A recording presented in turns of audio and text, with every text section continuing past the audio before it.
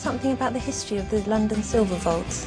Well, we're looking back to 1886 when this building was originally formed. It was the first privately owned strong rooms. Before that, only banks had strong rooms.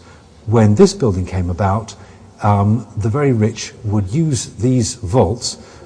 When they were going on the grand tour, they would bring their covered wagons, and they were armed guards with bandoliers, etc. And they would come to this building, and their servants would bring down all their valuables and lock them into these strong rooms when they were going off around the country, or they would move to the country for the season. And it stayed in that form for the very rich until the end of the First World War, when things got very tough, the economy went down, and when the going gets tough, the rich have to sell the family silver. And at that point, a new breed of person took on these vaults, and that was the dealer in second-hand silver. And that my grandparents, for example, were such people, and it wasn't open to the public at all. So it was just strong rooms. They were just used as storage. Also, very nearby, we have the jewellery trade. It's the heart of the jewellery trade, and has been for hundreds of years. And those jewellers and the silversmiths associated with them would also store their goods in these strong rooms and in the vaulted areas. And so each day, each night, they would bring their wares and store it here, and it was a safe place, the only safe place in the neighbourhood.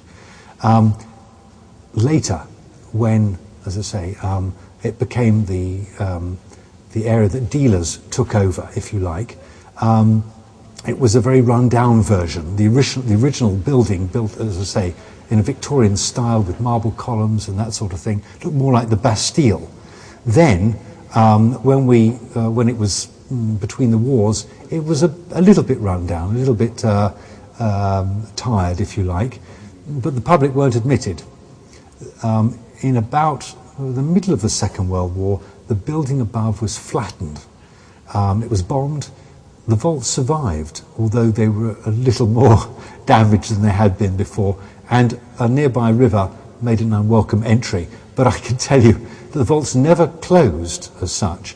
And it was during this time, during the Second World War, that people like my grandparents started renting down here and bringing in the only people who were potential customers during the war, and that was American officers who were mostly based in London.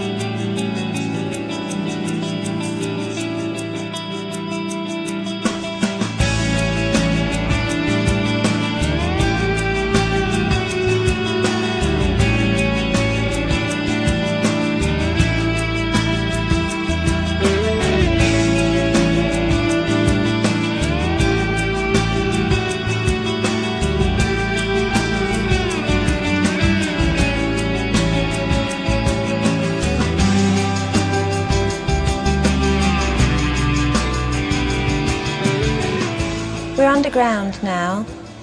You feel very secure here in your vault, do you?